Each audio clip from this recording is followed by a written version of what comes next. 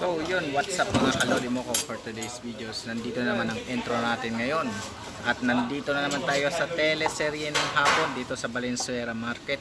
At makikita nyo na naman ang kinaabangan ninyong Boss Ricky TV ng Bayan. Pasok! Mga lods, mga lods, iinom na naman tayo ng kopi ng Edmark Philippines International through the report of the manager Lodi Moco. Yun. Yan ang ating trabaho sa araw na ito. At tayo mag-inom ng kopi. Yun. Ito yung ginseng. Yun. Pang-tulaok naman mamayang gabi, madaling araw. Pantulaok. Tulaok na naman kasi nagpapalakas naman tayo ng pampatikas. Yun. Tikas Yun. na tikas naman si Mr. Suave Yun. sa madaling araw. Tapos meron pang halong May halo pa siyang onion. onion. Onion, alam niyo naman ang sibuyas. Oo. Pag kinain ng pangsabong, Ayun. nako, Nako. ay, Nanunulaok talaga. tulaok talaga mga lods. Yun. Good morning, good morning. Good morning, at don't forget na mag pasyal sa Karuhatan Market Valenzuela City. Yun.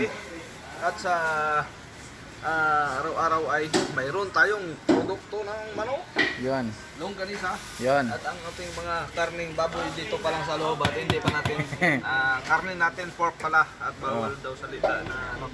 Dito natin ilalabas natin mamaya Yun. after this video taking mga lods. Video taking.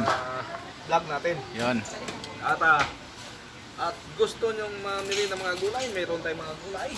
Yun. Mayroon tayong isda doon, banda ron. Yun. Mayroon tayong coconut juice dyan. Coconut juice. Meron dyan. Oh. And then,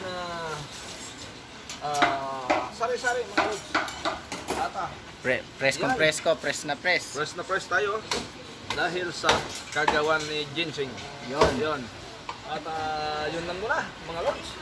At bigay natin kay Lodi Moco. So yun nga mga boss, no?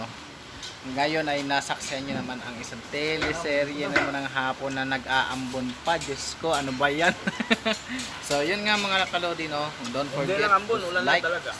share, and subscribe our YouTube channel and Facebook page, Lodi Moco TV. And don't forget to share it. More videos natin para maano na tayo, ma-promote. So yun lang mga kalodi. Thank you. See you to the next vlog.